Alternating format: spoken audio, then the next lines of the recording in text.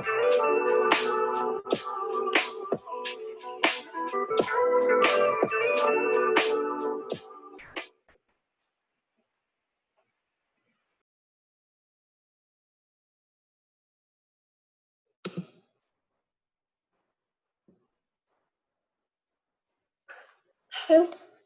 good evening. My name is Marinda. Welcome to the Prisoner Solidarity Committee of Workers' World Party webinar on women and gender oppressed prisoners, centering survival and resistance. In our global struggle for liberation from capitalism, imperialism, white supremacy, and patriarchy, we must not waver in our determination to tear down the walls of caging any human being. Since the inception of these United States, prisons, jails, migrant detention centers, and even psychiatric facilities have been targeting particular populations for genocide. Racist, sexist, homophobic, anti-poor laws have been codified into law by enslavers and perpetuators of Indigenous genocide and upheld through the courts, police, and prisons. Facing physical violence does not have to be a given. It has not always been a given. This law of the 1% or ruling class of society denies us the right to fight back against a system that seeks to eradicate us. Who are they to deny us the right to fight back? An existential threat to anyone's life produces a response. When we think about how the only cop who saw legal recourse for the murder of Breonna Taylor was hit with a charge about firing a gun that could have hit a neighbor's property, when we think about the forced sterilizations of migrant women in ICE detention in Georgia, or when we see the righteous anger of mass anti-racist protests in response to these myriad of killings enacted by the state, Workers' World Party supports the right of the oppressed to self-defense against racist and anti-LGBTQ assault. We not only ask for life, we demand it. We cannot look to the system responsible for our present condition that has at every turn codified into law and perpetuated violence against women and gender non-conforming people worldwide. But we can look to each other and militantly fight what we're all facing. An injury to one is an injury to all, and we know that justice comes from the people. People are powerful, and we've seen the might of our movements win freedom for our friends, family, neighbors, and our class in cages. Struggle and fight back in support of the New Jersey 7, the San Antonio 4, Cece Mcdonald, Joanne Little, and the Move 9 have seen tremendous wins and proven mass movements as credible threats in resisting our oppressions collectively. The long history of movement struggles around women and gender oppressed people in prisons have produced so many important wins for all of us. Supporting the survival and resistance of women and gender oppressed, especially in prisons, create the opportunities for us to imagine and organize and build a world where harm against us is not a constant. Another example of collective movement winning better conditions for us all, including the most oppressed. In 1975, there was an uprising at the North Carolina Correction Center for Women in Raleigh that lasted 5 days. It was sparked by a spontaneous sit-in over a range of various grievances, but the women all refused prison activities and engaged in and pitched battles with the guards and state police for those 5 days. And ultimately, they won the shutdown of the laundry where they were working. This is all, that uprising is in the context of a state where in 1919, the quote, act to benefit the moral, mental, or physical conditions of inmates of penal and charitable institutions was passed. These kinds of programs were common across the US South, but North Carolina was unique for at least continuing this practice till 1977. And this act had a stated purpose to enhance the state's, quote, gene pool by selectively sterilizing the abnormal, the unintelligent, or mentally disabled. They justified it in other ways, notably very many racist ways. And with that, I want to take that collective movement energy and open it up to somebody who inspires me and has been in the movement for a while. I'd like to welcome my comrade, Minnie Bruce Pratt. She's a brilliant writer in many mediums, and she's also the managing editor of she's also a managing editor of Workers' World newspaper. She's an anti-racist Southern lesbian, and would like to welcome to the program. Thank you. Thank you so much, Miranda. Thank you. Thank you for that piercing and historic overview of struggle in relation to prisoners and imprisonment. And thank you for the hope that you gave in mentioning these movements of resistance. And welcome everyone to this evening's webinar on survival and resistance, women and gender oppressed prisoners. We're really at a crisis moment, especially for what is happening around incarceration for women and gender non-conforming prisoners. Women are the fastest growing demographic of incarcerated workers. Women and people of oppressed genders face unique and intensifying cruelties within prisons. And meanwhile, as Miranda has pointed out, the US injustice system considers it a crime for women and gender oppressed people to defend themselves and sentences them to long and onerous sentences for self-defense. Over half of transgender prisoners report being sexually assaulted in prisons, and they face a great threat of forced prostitution by prison staff and also fellow prisoners sometimes. Almost all transgender prisoners are held in facilities that don't correspond to their true gender identification, and this is despite the fact that it's against federal law. Prison authorities to arbitrarily assign a gender, and Indigenous women face the brunt of the carceral state. Black women in 2017 were imprisoned at twice the rate for white women. Latinx women at almost 1.5 times the rate of white women. Indigenous girls between 12 and 17 years old are incarcerated at more than 4 times the rate for white girls of that age. The need to resist and survive these circumstances is great. There is a story out of North Carolina, a historic struggle waged in the US South that gives us a lesson in fighting back for imprisoned women and gender oppressed people.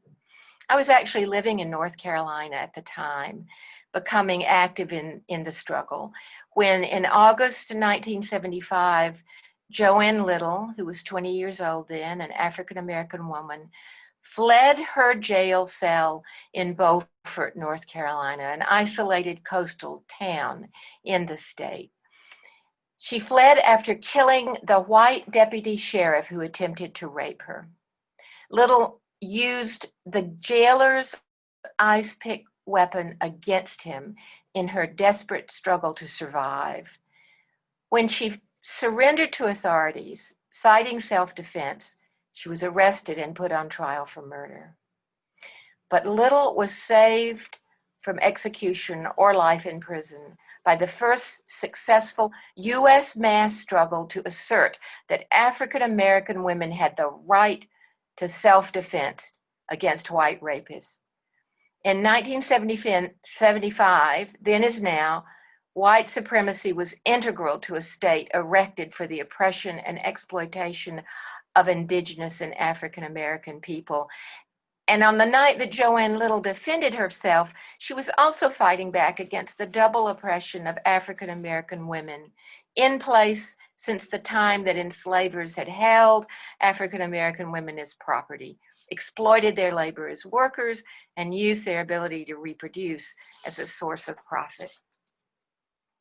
But in 1975, a Free Joanne Little movement sprang up.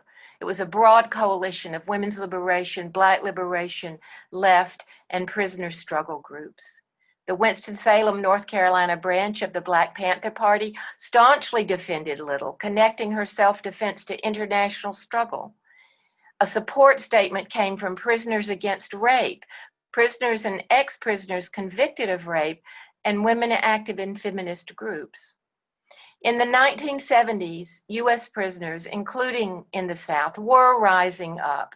Alabama prisoners organized as the Atmore-Holman brothers to end racist killings in the prisons. And Miranda has directed our attention already to the Raleigh, North Carolina uprising of women in the prison there protesting their slave labor conditions in the prison, which continue, as we know, to this day. A key organization within the Free Joanne campaign was the Prisoner Solidarity Committee, the early version of the PSC that exists today, an initiative then as now of Workers' World Party. Led by the Norfolk, Virginia branch of WWP, the PSC organized rallies, marches, vigils, leafleting, petitioning in cities across the U.S. At a Richmond, Virginia march, the banner of the Gay Caucus of Youth Against War and Fascism, another WWP mass group. The banner said, "Gay people demand free Joanne Little, free all political prisoners." Mass organizing forced a move of Little's trial to Raleigh, the state capital. Of the trial, Little herself said, "My life is not in the hands of the court. My life is in the hands of the people." And on August 22nd of that year, the people prevailed as a jury declared Joanne Little not guilty. Monica Moorhead, a leader of Norfolk's PSC at the time and now a leader in Workers' World Party, said in 2016, "One of the most important lessons of the Joanne Little case is that extending working class solidarity to the most oppressed is not an act of charity, but holds the key to building an effective fight back movement to liberate our entire class from all forms of bigotry and exploitation by the bosses." Every leaflet, every slogan, and every demonstration in that earlier struggle not only demanded that the murder charges be dropped against our heroic sister Joanne, but also that the walls of the prisons be torn down. And Monica continued, "Because just as they were then, prisons still remain concentration camps for the poor and oppressed." The resounding truth of those words is the theme of tonight's webinar, on which we have several distinguished fighters, resistors, and people dedicated to a life in the struggle to speak about the resistance and survival of women and gender nonconforming people in the prison system. I'm really honored tonight to be able to introduce to you Janetta Louise Johnson, whose pronouns are she and her, as our first speaker. Janetta is the executive director at Transgender, Variant, and Intersex Justice Project. She is a formerly incarcerated Black transgender woman and has been an activist and advocate in the transgender community since 1997, when she moved to San Francisco from her hometown of Tampa, Florida. She survived 3.5 years in federal prison. And while inside, she fiercely and tirelessly advocated for her rights as an incarcerated transgender person. She believes that currently and formerly incarcerated trans people without a voice will be a people without hope. She will continue to struggle to instill hope and belief in a better future for every transgender person that she can reach. Janetta, can you talk to us about the conditions faced now by transgender and other gender oppressed prisoners, and what work the TGIJP is doing to support prisoners inside?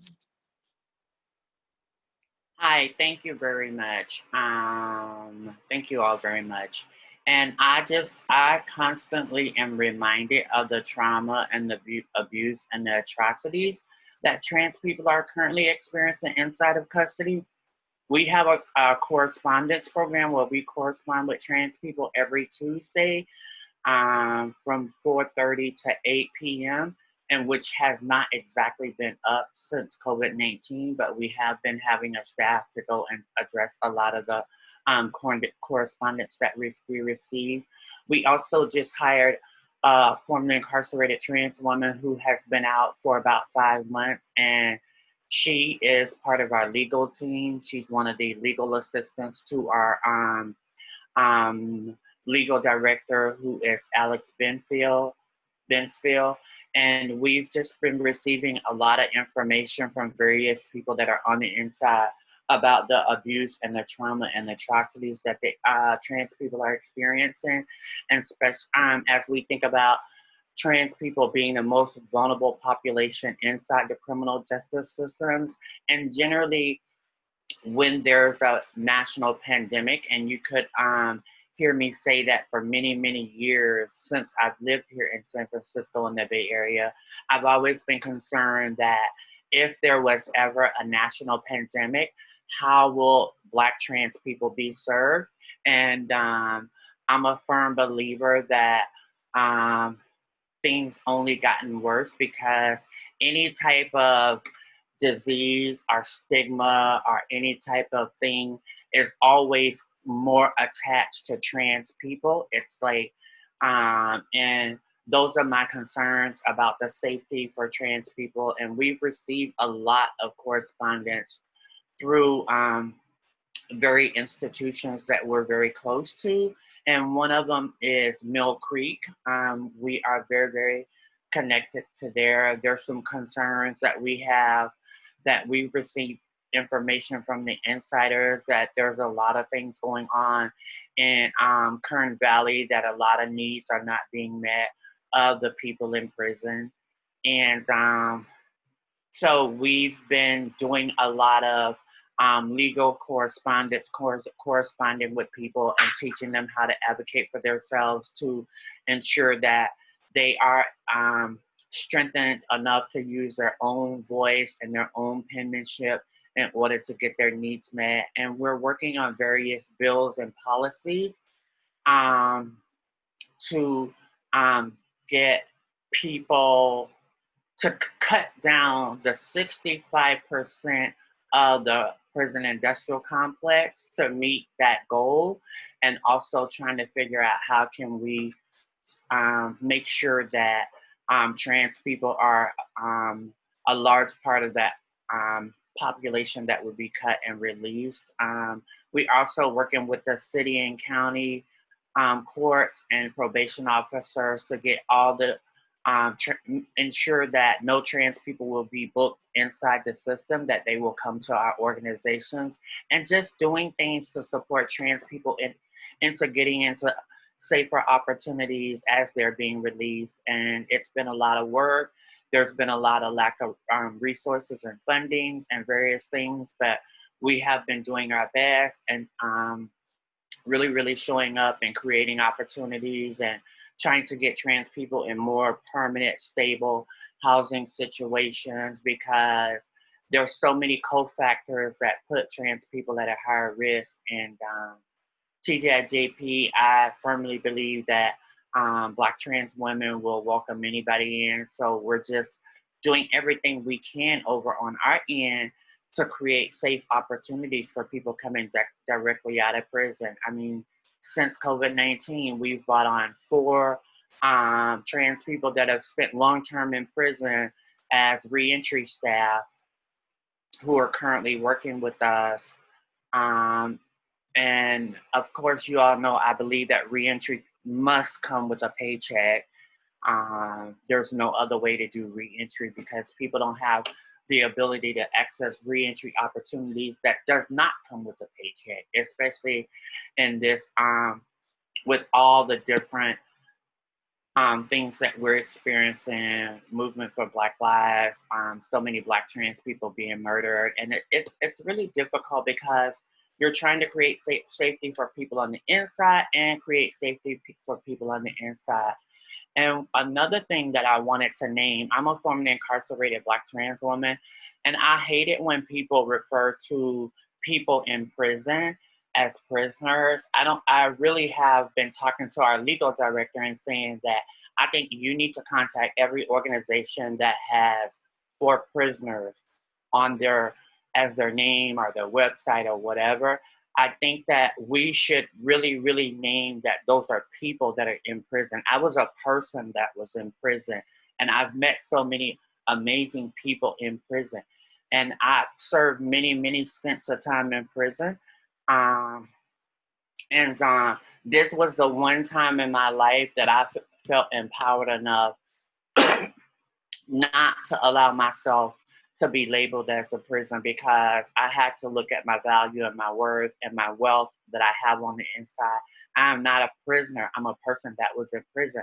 And there's a lot of reasons why I was a person in prison based on the inequities and the injustices that happens to Black trans people that are part of the criminal injustice system. So I really, really wish and would like to ask if we could please remove from the language and calling people that are in prison prisoners, because there's so many amazing people that are in prison, and given the opportunity and the proper access, as we talk about defunding the police and investing more in communities, that's more and more people that we could bring in out of the criminal justice system and provide them with the opportunities that's needed. And I just always will encourage people that reentry must come with a paycheck. It must. There's no other way to do it, reentry without a paycheck.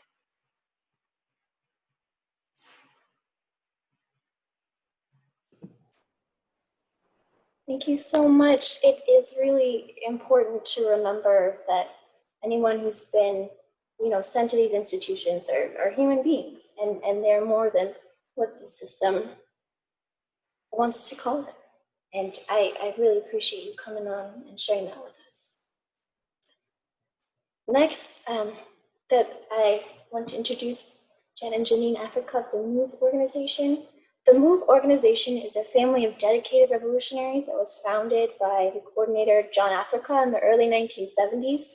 It was a time when revolutionary organizations, from the Black Panthers to the American Indian movement to the Palestinian Liberation Organization, were under heavy attack by capitalist white supremacists.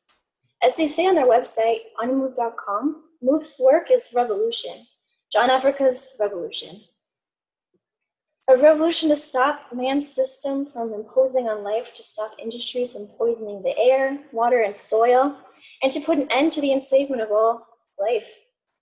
Our work is to show how rotten and enslaving the system is, and if the system is the cause of homelessness, unemployment, drug addiction, alcoholism, racism, domestic abuse, AIDS, crime, war, all the problems of the world. We are working to demonstrate that people not only can fight the system, but that they must fight the system if they ever want to free themselves from endless suffering and oppression. For this dedication to fight the system and protect all forms of life, MOVE members were harassed and attacked. Their children were murdered, and their homes were besieged. In 1978, Philadelphia police framed the MOVE 9 members for the murder of a cop. Delbert, Bill, Merle, Mike, Debbie, Eddie, Janet, and Janine Africa were sentenced to 30 to 100 years in prison each. After 40 years of struggle, all the surviving MOVE 9 were finally released from prison. Tonight we are joined by two of the MOVE 9, Janet and Janine Africa. Janet and Janine, could you talk to us a bit about the survival and resistance of your journey through this world? On the move, on the move. Mm-hmm. Can you hear me? Yes, we can hear you. All right, on the move, and thank you for that wonderful introduction. Like you said, we were unjustly imprisoned for speaking the truth, the teaching of John Africa. And for that, we spent 41 years in prison. The things that y'all are fighting for is truly a condition in prison, not just for the transgenders, but the environment of prison is enslaving. It is nothing to do with correction, anything like that. The whole point of prison is custody and control, and they make that very clear every day that you are in there. It's also a breeding ground for experiments. the different problems, health problems that they are facing in today's society. When they want to find a cure or experiment and find out what they could do to prevent something, they come to the prisons. Throughout the years that we were in those prisons, we watched as women went down to the prison infirmaries for one problem, and the doctors would diagnose them and say they needed partial hysterectomies, say they had cancer, and did different types of experimental operations, gave them experimental drugs. So that's the main thing that happens in those prisons, besides the abuse from the officers, not just males, but females. But it really got prominent with the male officers, because as the years went on, they hired more men to work in those prisons, and the men were handling the female just as much as the female officers. They instituted a rule saying that the male officers were allowed to pat search female inmates just randomly, and they would just stop women on the sidewalk for no reason, and they would just pat search them. And the description of the pat search is the same description that they put up and say is sexual harassment, and tell you if you experience any of these things from an officer, report it. Well, the pat search is the same as the sexual harassment, and they just allowed it. They allowed it. The men would pull the women over 2 and 3 times a day just to feel on them. And we only got exempt from it because we took a stand. Me and my sisters told that administration, when they put that rule out about male pass searching, that we refuse to have a man feel on our bodies. The pat search is saying that the man can run his hand between your breasts, up under your breast, lift your breast, down the sides of your stomach, around the waistband of your pants, down in between your legs up to your crotch. And we said we refuse to have a man touch us like that. And how would they feel if their sister, their mothers was approached by a male officer and be touched like that? And we told them, they said, well, if you don't submit to the pat search, you can get put in the restricted housing unit. And we said, pack us up, we're ready to go right now. But, we told our family, and once again, all of the support that we had worldwide, across this country, they put so much pressure on that prison that they had to back off of that. And they said that they would not force us to be pat searched by a male. We had to submit to a strip search by a female. And we said, that's fine with us, but we weren't having no men feel on our bodies like that. But those are the conditions that women face in prison. We came to Muncie State Correctional Institution, and the women there told us how the guards was raping them through intimidation, and some just physically raping them, and we told our family about it, and we put in a class action suit against the prison, Muncie State Prison. We put in a class action suit, and when the prison found out who was going to be on the suit with us, they went to them women individually, threatened their family if they were to continue with the suit, and they all pulled out of the suit. And we understood, but the point was made, because after they saw how we were willing to push and fight for those women, the sexual harassment, the rape, and the abuse slowed way down, because they knew they were being watched by the MOVE organization, and they could not intimidate us or back us down. So this is the kind of work that we did in prison to help those women, because everything you see in the movies and on television about prisons is the truth. Those women have been beat, raped, thrown into the hole at the whim of a male officer? On the Moon, this is Janet. You know, we just wanted to let everybody know the fact that prison, the things that go on in there are disgraceful. They're horrible. There's things you would not believe that happens. We was in jail for 41 years. We were around male officers. Me and Janine got in physical fights with officers that punched me in the chest and sent me wailing across the room. The thing with MOVE people, we are women, we are Black, and we are revolutionaries. We are against this system. So that right there was 3 strikes already against us because they wanted to stop us anyway. They framed us and sent us to jail, which they wanted us to die in prison. But because they couldn't kill us, they tried everything. We went on hunger strikes. We had confrontations, physical confrontations with officers there. We were locked in a hole for 3 years, 3 years straight without being in population. When they did finally put us in population, the guards started harassing us. We got in physical confrontations, and we were sent back up to RHU, restricting housing units, because when we was on campus, we were telling the women down there that you can't just sit around and take this. You have to stand up and fight, because if you don't, they're going to keep beating you down like they have been. John F. could teach us that you might as well raise hell, because if you don't, they're going to keep raising hell on you. You know, so you've got to fight, unless they will beat you down. And this is the position, this is the commitment that MOVE has made, that we will fight and continue to fight and expose this system for what it is and what it does to people.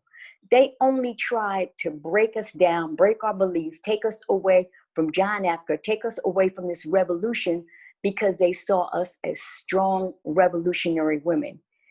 41 years in jail for a crime they know that we didn't commit.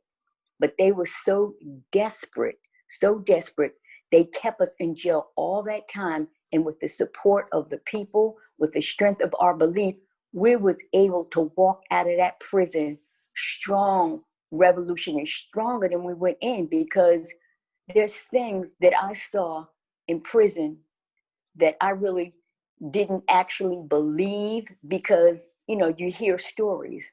But when you go in prison and actually hear women in their cells screaming from being abused and raped by guards, you know, when you see that, when you hear that, that makes a whole difference. And it made my sisters want to fight this system harder and expose this system so people can see it for what it is. Because just like the sister was saying earlier, you know, people will call us prisoners, but they don't know what happens behind those bars.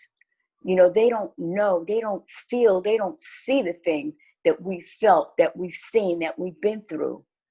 And people, the way MOVE people believe, we are not prisoners.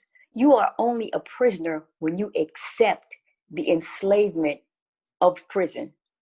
You know, they can put us in a prison cell, but if your belief is freedom, then they can't take that freedom from you no matter what they do. So you're not a prisoner. But when you accept the standards, when you accept that you are a prisoner, then you've lost your freedom. And this is why MOVE was able to stay so strong for 41 years, because we knew with our belief in our mind and in our heart and our activities, we knew we were free. It didn't matter how many times they locked those doors or how many times they put handcuffs on. When your mind is free, your body is free, and there was nothing that they could do. And they used to get so mad when they used to have us isolated from everybody, and we would be up in the housing, restricting housing unit, and we'd all be together, and we'd be laughing and talking, me and my sisters. They would be so angry because they had tried everything they could. I mean, they would leave the lights on 24 hours a day, have noise, you know, things that they would do to prisoners of war that they did to us to try to break us. And once they saw that they couldn't succeed, and how MOVE was still full of life, still fighting, still being able to laugh and talk with each other. They were so angry, they didn't know what to do. And our coordinator, John Africa, told them that we will not break. Move, refuse to break. What's the statement that they will break before Move broke, they would break. And they did.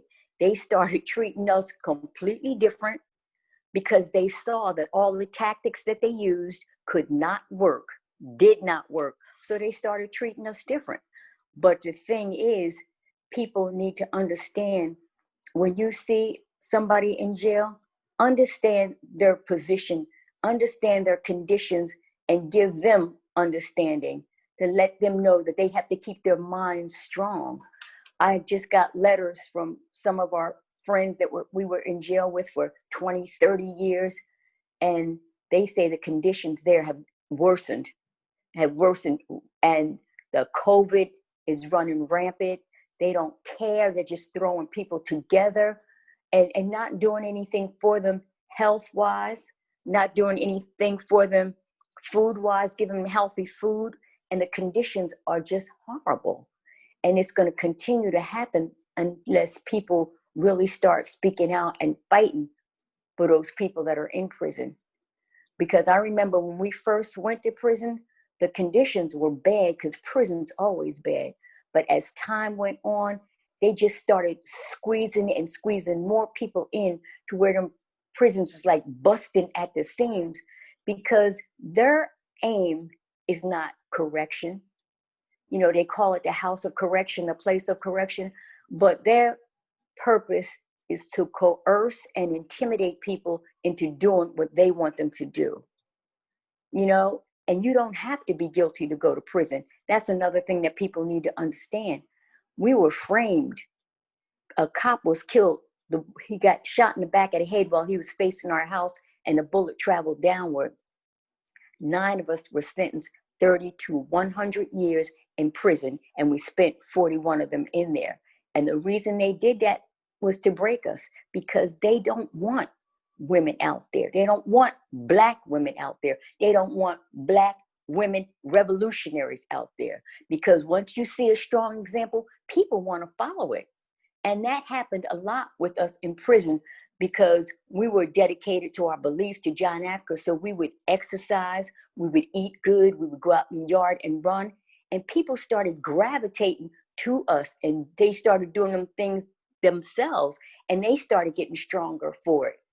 There was a time when people used to try to get close to us, and the prison would actually take those people and move them to another housing unit, because they didn't want them to become MOVE members. They didn't want them to become supporters or nothing. They wanted them to stay how they were. And in a lot of situations, which I can't blame the women, when they came to the restricting housing unit with us, they would just act like they was getting close to us so they could get sent back down on campus to be with the rest of the population. And you can't blame people for that, because they don't want to be locked up in those conditions, because those conditions in that RHU were terrible. They didn't have no windows to look out. They had those opaque windows where only way you could see if it was night or day. You couldn't see any distinguishing, like a tree or anything up there. And holes were drilled up above the windows for ventilation. The situation was so bad, mold started growing on the walls. We were complaining, and they did nothing. The situation was so bad, me and Janine were in the cell together. In the summertime, it got so hot.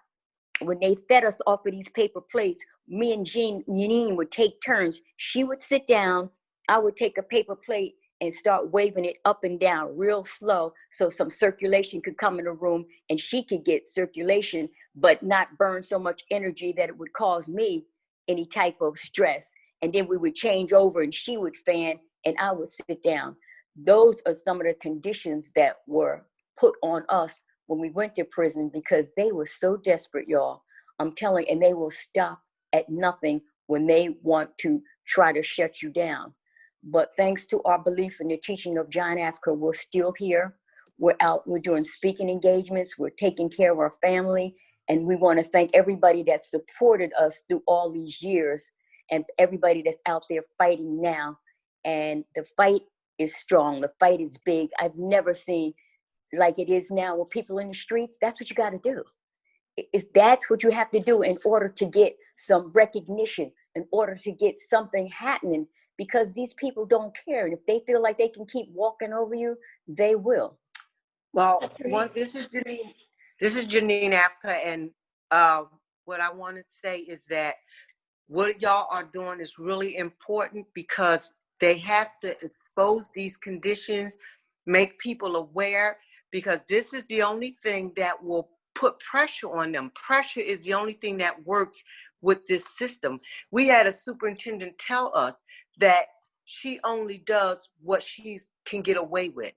And that's how the whole prison system operates. So these kind of programs is very, very important to bring awareness to it and to get people together to put pressure and keep pressure on these prisons, because especially women prisons, because the men's prisons are horrible too. People don't think that it's just the women, but because of the way this system see women, they see women as weak, and so they feel like they can take advantage of women more than men because they're not afraid of us physically, and they think mentally that they can break us, which is why they mistreated the MOVE women so bad, because they just knew that they could break us because we were women.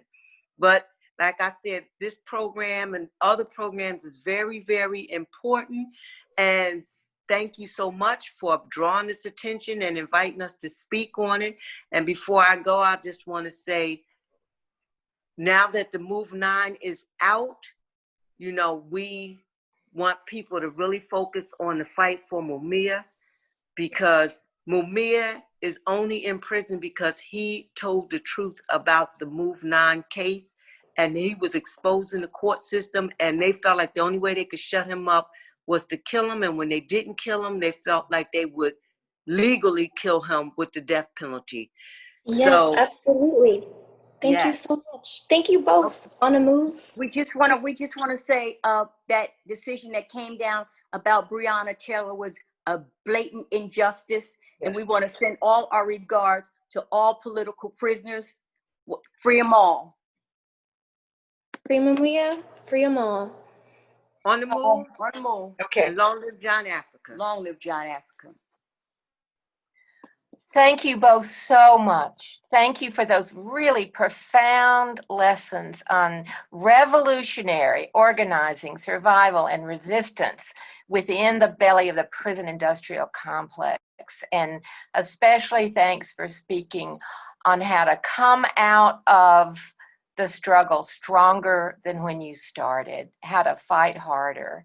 Thank you both. On the move, free Mumia, free them all. That's right, on the move. On the move. Now,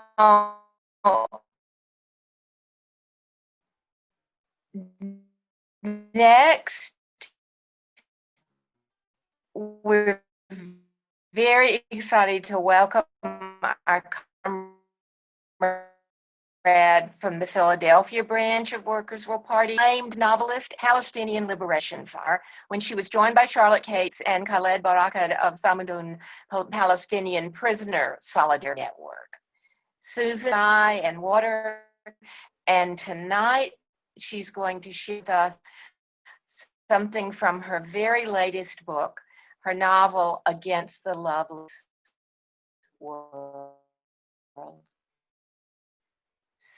Susan. Hi, thank you, Minnie, and it's always an honor to take part in these conversations and panels with comrades who live their lives and struggle for others, for our planet and for animals, and for justice in general, instead of the individualistic lives that are predicated on endless consumption and the accumulation of material things, the hoarding of wealth, all of which are the soulless hallmarks of capitalism. It's a particular joy to be on this panel with Janet and Janine Africa, whose lives are an inspiration to me, as is the entire Move family. Janet and Janine were also both very kind and generous with me with their time when I was working on this novel, and they spoke with me about their experience, which helped guide some parts of this novel. I'm going to read, it's called Against the Loveless World, and it's the story of Nahed, a Palestinian woman who grows up in Kuwait and becomes a sex worker. And her fate unfolds when Saddam occupies Kuwait, and then followed by the US invasion of Iraq. Nahed, the protagonist, narrates her life from a fully automatic solitary prison cell in Israel. It's called The Cube. And it's divided into 7 sections, and each section starts with a chapter from The Cube, and I'm just going to read the first one of the Cube chapters. It's called The Cube East. I live in the Cube.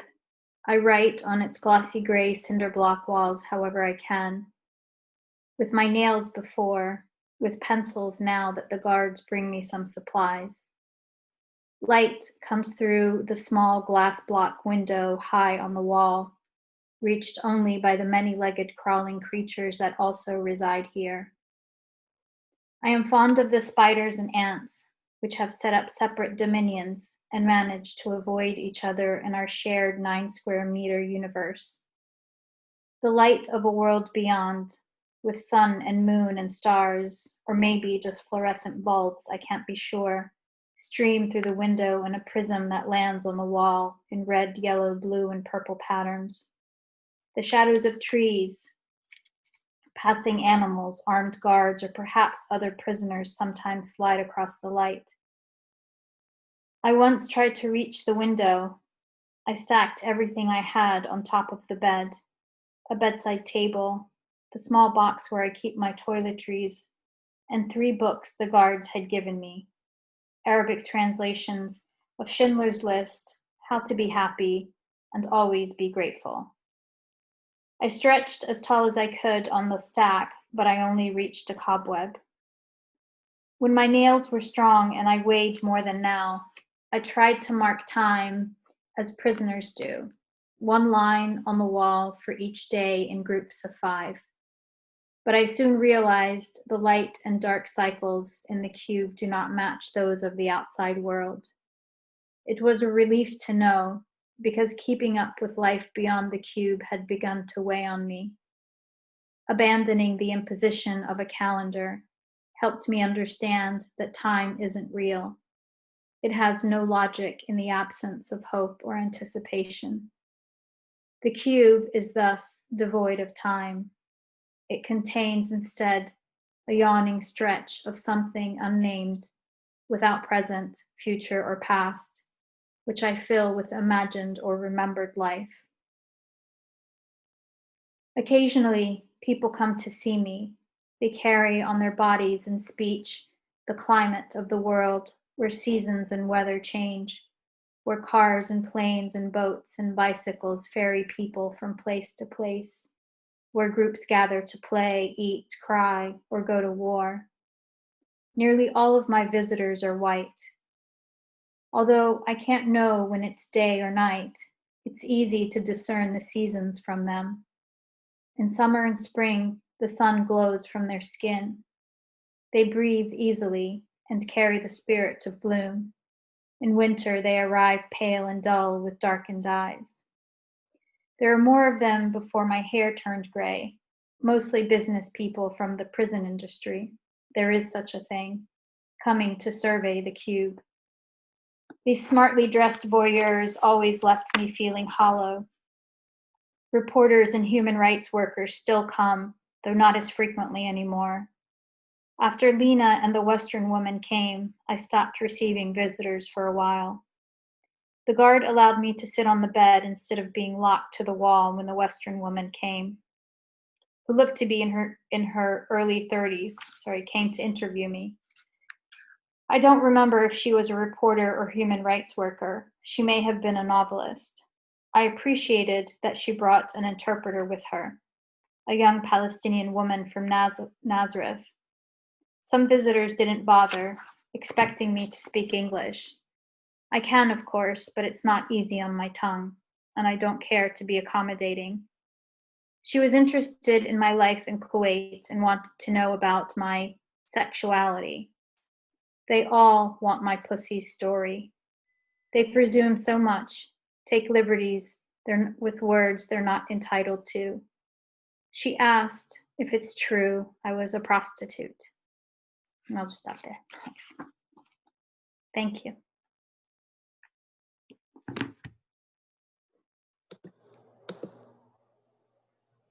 Thank you so much, Comrade Susan. Before I introduce our next speaker, I'd like to remind everyone you can put questions in the Q&A so you can have a rich discussion. We'll try to get to as many questions as we can after our last speaker. We're now going to hear a statement from Vanessa Lee Nasha, a transgender woman being held in the Allmans James T. Vaughn Correctional Center in Delaware. Vanessa submitted a statement to the Prisoner Solidarity Committee for her publication in Workers' World weekly prison page, Tear Down the Walls. Thanks to Cindy Lou Miller of Food Not Bombs Solidarity for putting us in touch with Vanessa. The letter is as follows. My name is Vanessa Lee Nasha. I am a 57 years young transgender woman. I am an African-American woman born April 25th, 1963. I was born in Philadelphia. However, in the early years of my life, I ended up in New York State. Transitioning in a male prison has been nothing less than torture. I have purposefully been placed in very hostile situations by the authorities. I have had prison staff as well as prisoners degrade me verbally, and prisoners refuse to sit at a table with me in the chow hall. I basically live on an island. I'm treated as if I were toxic.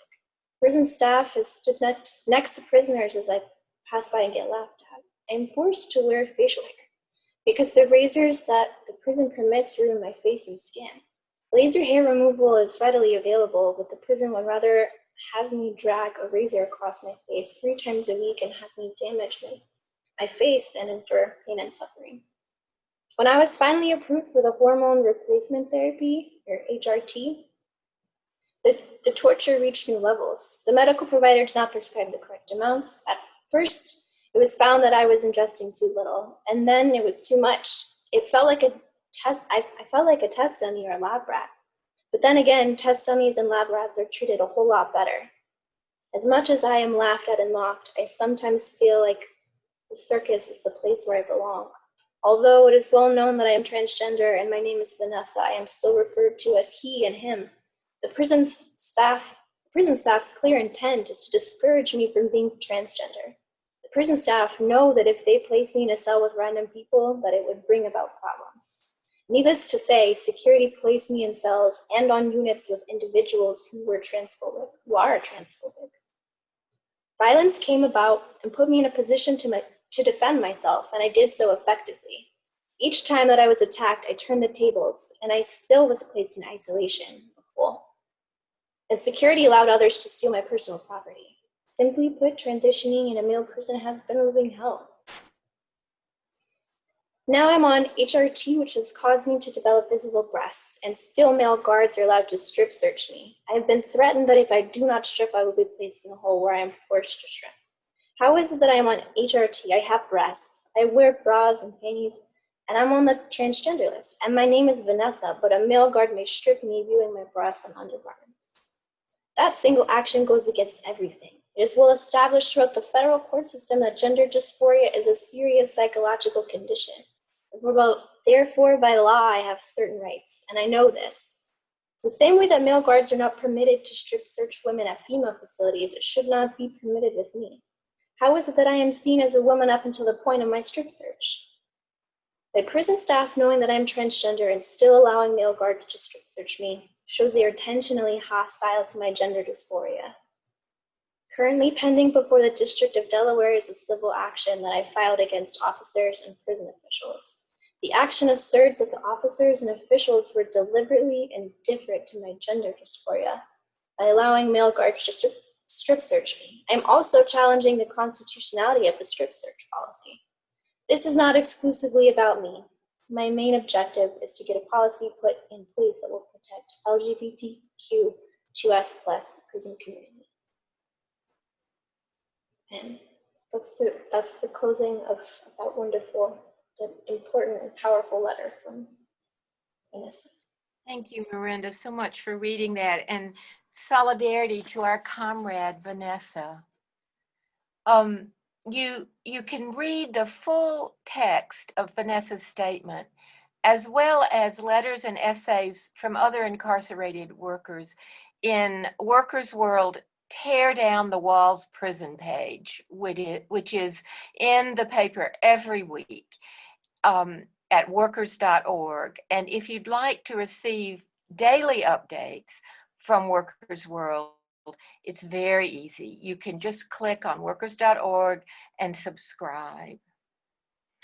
Just a reminder here that this webinar is organized by revolutionary activists and members of Workers' World Party, which is a Marxist-Leninist organization fighting for socialism.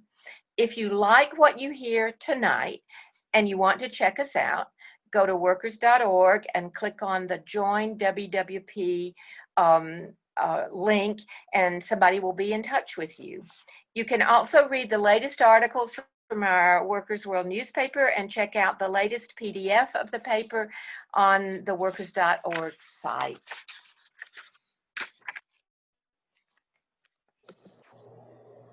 Thank you, Minnie Bruce.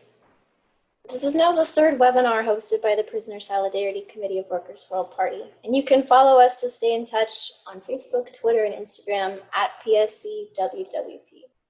The Prisoner Solidarity Committee has a long history going back half a century. One of our party's leading abolitionist organizers was Leslie Feinberg. She was my predecessor as the first editor of Workers' World's prison page, and is perhaps best known for her contributions to revolutionary Marxist gender theory and queer literature. Like Susan Abuhawa, Z was a highly recognizable member of Workers' World Party, in part because of her critically acclaimed novel, Stonebridge Blues. In tribute to Leslie, we're going to watch a short clip that was shown at Leslie Feinberg's memorial in 2014. Here's Comrade Leslie in 2000 calling for the release of Mumia Abu Jamal before a crowd at Madison Square Garden.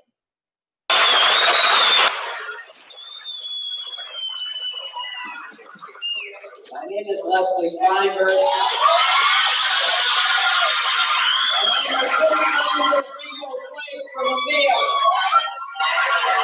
We are here today to demand a new trial for Mumia.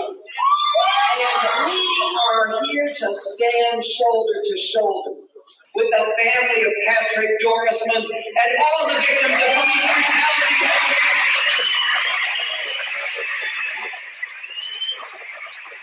Lesbian, gay, bisexual, and trans people are no strangers to police and right-wing violence. When Matthew Shepard was murdered, we marched here in the streets 10,000 strong. And we made clear that we were no less outraged over the racist lynching of James Byrd Jr. in Jasper, Texas. Our march was viciously attacked. We were beaten and arrested by the same NYPD that lynched brothers Dorisman and Amadou Diallo. An injury to one is an injury to all. That's why we fight to free this.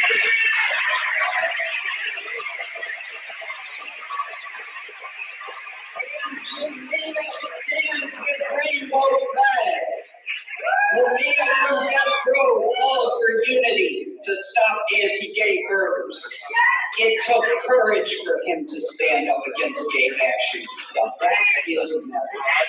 That's why he's a leader who inspires so many communities. Now we must also fight to save Jalil Abdullah Al-Amin, formerly Trap Brown.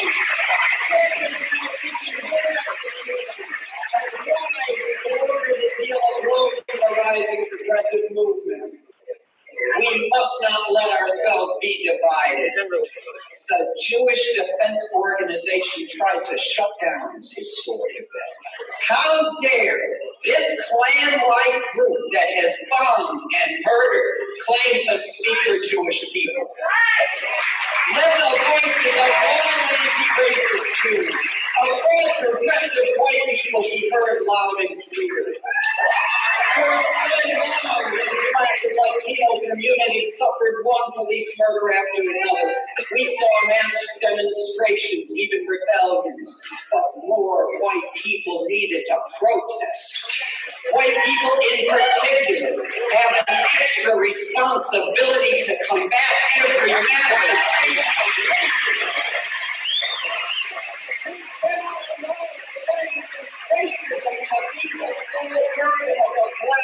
Latino, Arab, Asian, and Native communities.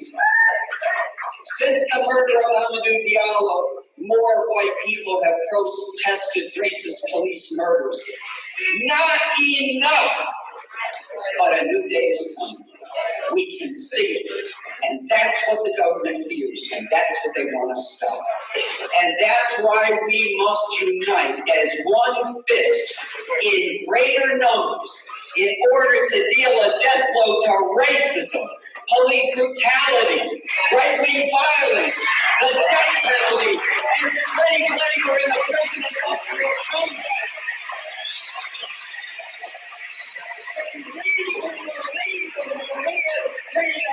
Shall not rest until it comes.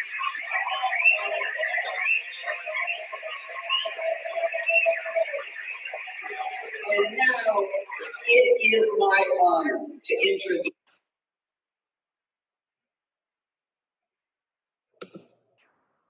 That was a wonderful, wonderful delivery by Comrade Leslie Feinberg, who has been such an integral part, an integral voice in this struggle.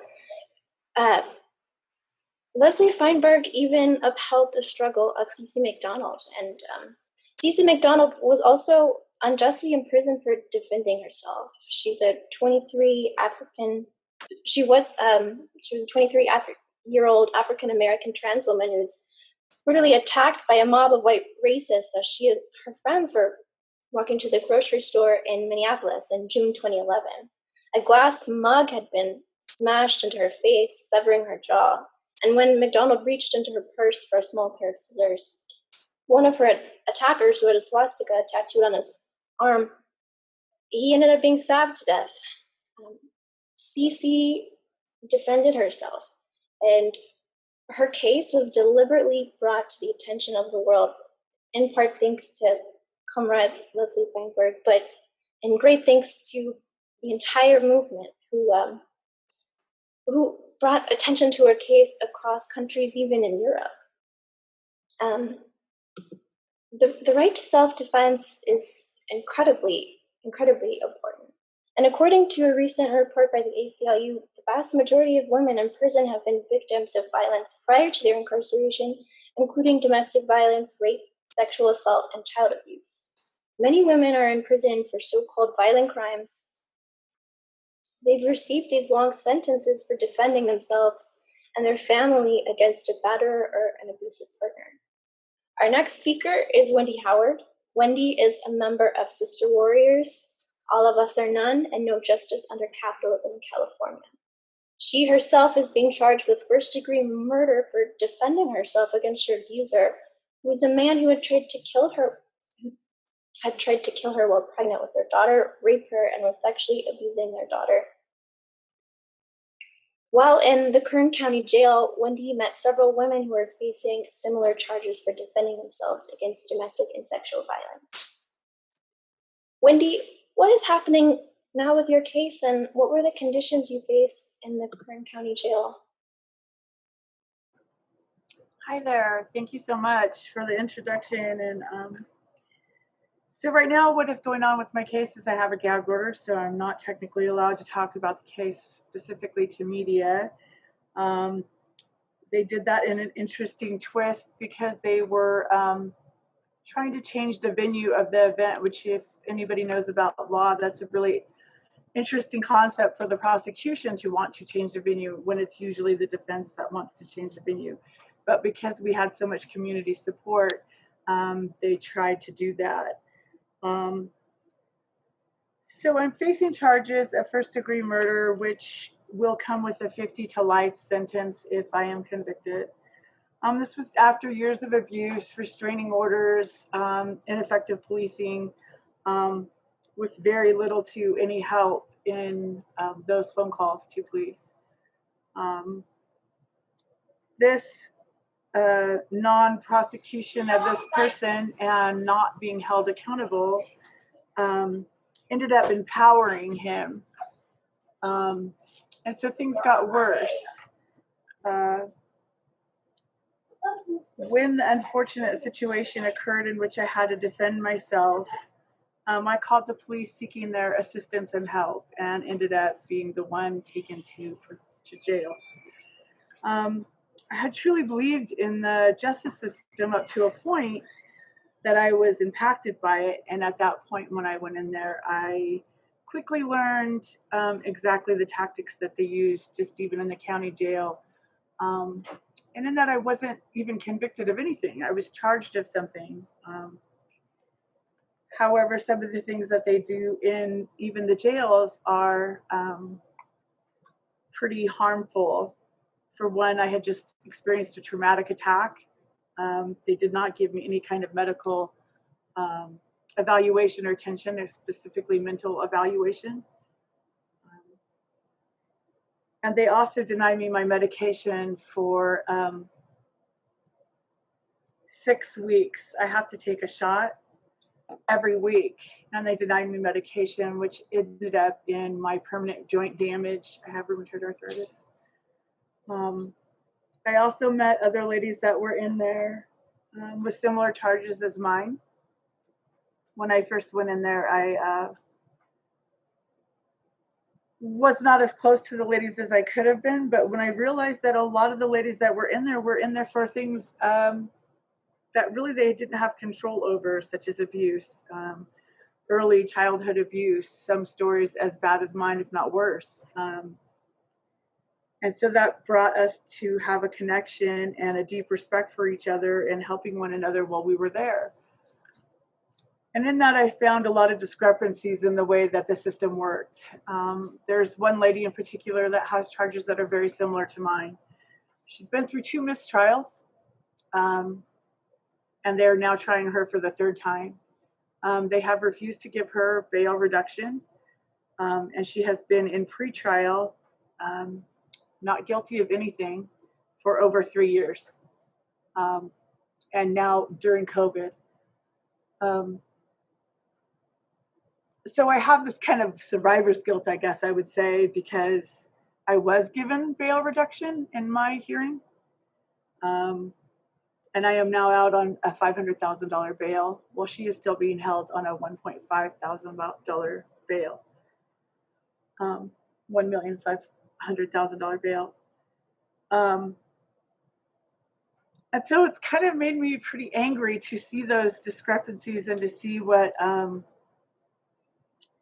and how they treat people in there, because the only real difference that I can see between her case and my case is really the color of our skin, or the perception of how we're perceived in that regard. So as soon as I got out on bail, I decided that it was time to hit the ground running and trying to make as many changes as I possibly could until I put it in that trial room and tried, which was another whole thing, the whole plea bargain thing. They really do try to intimidate people into taking those pleas, including things such as one of my friends that's still there was told that she would never see her kids again if she didn't take this plea bargain.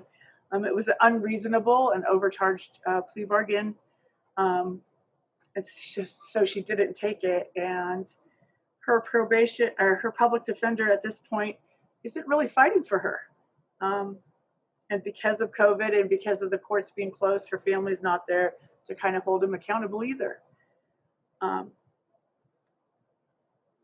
So it's a really eye-opening experience to be system impacted, especially at my age, having once believed in the justice system, and not just believed in it, but I actually was in criminal law and was on the eligibility list to become a law enforcement officer, and was also married to a sergeant. And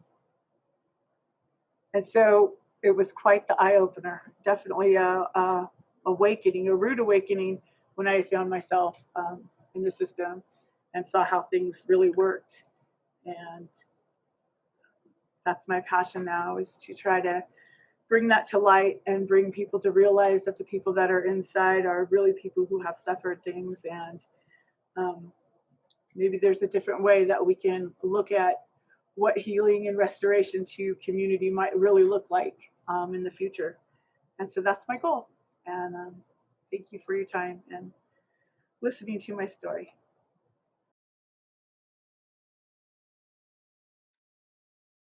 Wendy, thank you so much for your frankness and your honesty and your just taking us through the journey of your own grappling with the reality that so many people have to deal with when they are faced with the criminal injustice system. And our heart is with you in your case. I just want to remind people again that Wendy's a member of the Sister Warriors, Also None, and No Justice Under Capitalism. So to follow those organizations, if you want to try to follow her case, and in the chat there is a link on dropping the charges that you can support Wendy's petition. If you go to the chat and you look at that link, folks, if you would please do that and give Wendy your support. This is an on-the-ground struggle. I just want to ask all of our panelists and Miranda to click your unmute, your little microphone unmute, and also to click your video camera to start the video so that we can all be on screen together for the Q&A. So Wendy, Susan, Janine, Janet, Janetta, you all could click. We don't have a lot of time for questions, but we do have time for a couple. And I think that maybe Miranda is gonna start us out with the first question, that anybody could take this. Miranda, let me turn the question over to you. Thanks, Minnie Bruce. So the first question, we know that COVID has really changed the way that all of us are living, and really isolating people both inside the walls and not. And question is, what are women and gender oppressed prisoners facing inside prisons right now with COVID-19, and what might people at home be able to learn from their struggle dealing with isolation as we try to prevent the spread of this virus? And if you want to speak, you can just let us know. Hi, this is Janetta. Okay. Can you hear me? Go ahead, Jonah. Oh, okay. I just wanted to say that I can always be quoted for many, many years back that I've always had a concern about transgender women, specifically if there was ever a national thing that happened or a national pandemic, and how are we going to make sure that the trans population get the information and know how to get into safety and find better opportunities in order to be saved and sustained and supported. And I think that particularly for trans women, women in general, women, girls that are in prison, you're always a target for something. You're always a target for something. Someone is always preying on you for something. And it's just like, when things like this happen, the conditions only get worse and they trickle down. They trickle down. And I often say that child predators get treated better than trans people during incarceration. They get more protection. So we're under um, there's a chain. Oh, there's a chain of who gets served and who don't get served, and how people get served, and who's the worst of the worst of the worst of the worst. So, and we have been receiving a lot of correspondence with trans people that are trans women in particular that are and have been put in some really compromising compromising situations that like heightens their risk of um, contracting COVID, and we're actually working with one trans woman that we're trying to support, and I can put out more information at a little bit of later date. That is just really having a hard time and being put in various compromised situations. That's it for me. Thank you so much. Anybody else want to speak to this?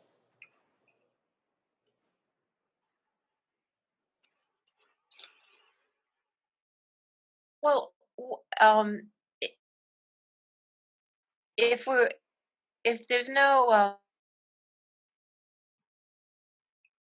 that we thought that we ask anybody who wants to address that we have heard tonight of some of the incredibly violent levels of targeting toward people who are incarcerated, particularly women and gender oppressed people. And we've also heard some really impressive strategies of resistance from the different speakers. Are there other strategies that you would like to speak about that people who are outside the prison can take to connect to and support the people who are inside prison, or either organizations that you want to bring forward to the folks who are listening tonight, groups that you may want to bring forward, strategies of resistance on the outside that you want to urge people to take that will support people who are inside? And you can both talk about that. Anybody also put links in that you'd like to. So anybody want to bring forward some suggestions? I'd like to say that everyone was a very incredible speaker. Please give me a minute. And I really appreciate, and I see, I feel like I'm a witness to a lot of the people, especially the people that have been incarcerated. I'm a witness to, like, I can, like, amen the trauma and all the mess that women, femme, people that are in prison experience, and the levels of how that works.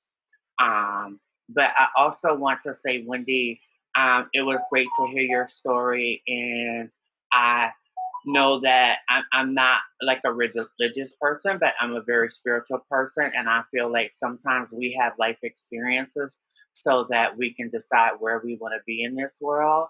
And so I wish you well, and I wish you a good fight, and everything works out for you.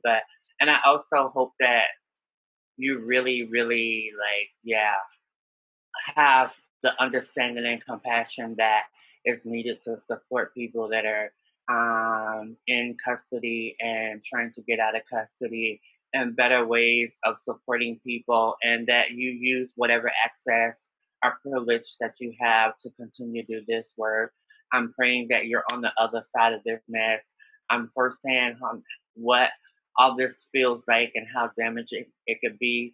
Even just how damaging it could be in families and relationships and communication. So, yeah, I just felt very compelled to say that because I'm all about them great allies. Thank you so much, Janetta. Miranda? I'm not sure who's trying to speak. Oh, this is Janine. Go ahead, Janine. Go ahead. Hi. I was just thinking about, when you want to know about different strategies that could help I know during our incarceration, the thing that was really impacting was the letters of support. So the different organizations that's wanting to help women incarcerated, if you can encourage people that contact you, that no matter how small the issue may be, that they should always write to the prison administrations, the different state reps and Harrisburg, and voice the problem that they are hearing about, because that is the only thing that works with those prison officials. Pressure. And a lot of times when things was happening with us in those prisons, people just called constantly to the prisons and just kept calling and saying what they were calling about. And that is what made them back off of us and rethink things, and because they didn't want the public to know what was going on. So that is very, very important, to encourage people to always stay on top of things. And those phone calls and letters really affect them, because when we were coming up for parole, the parole people told us they were just so impressed with all of the letters that they were getting. And the same thing with the prison administration. When an issue was coming up involving us and one of their officers, they would call us over and talk about how the supporters was backing up their keyboards and could we ask them to stop.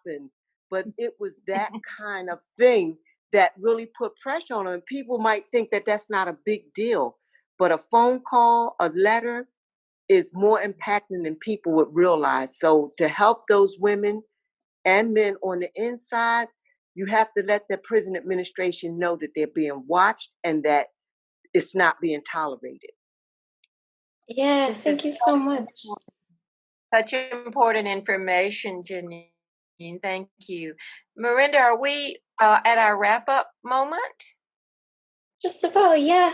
I would say maybe we can hear some final comments from Cece, or if you haven't spoken. Yeah, Susie, Wendy, do you all have anything you'd like to add?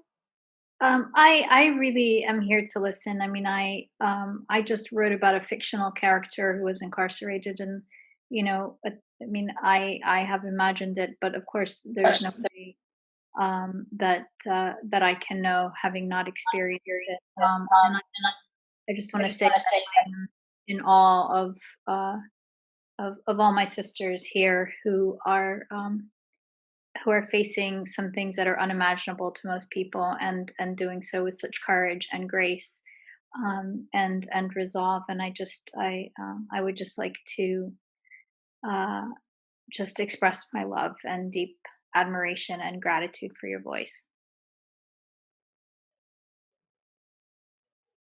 Thank you so much, Susie. Thank you so much to everyone for the strategies, energy, courage, hope, resistance, the revolutionary optimism that you're offering, and to each other, but to the world as well. Thank you so much. Yeah, communication and inside-outside solidarity is really important to building a movement that can support everybody who's affected by these systems.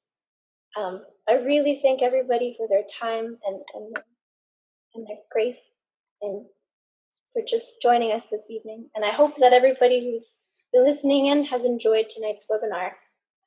Workers' World Party needs your support to continue the revolutionary struggle in this country. We're in the streets every day, we're doing jail support, we're helping with mutual aid programs and showing solidarity.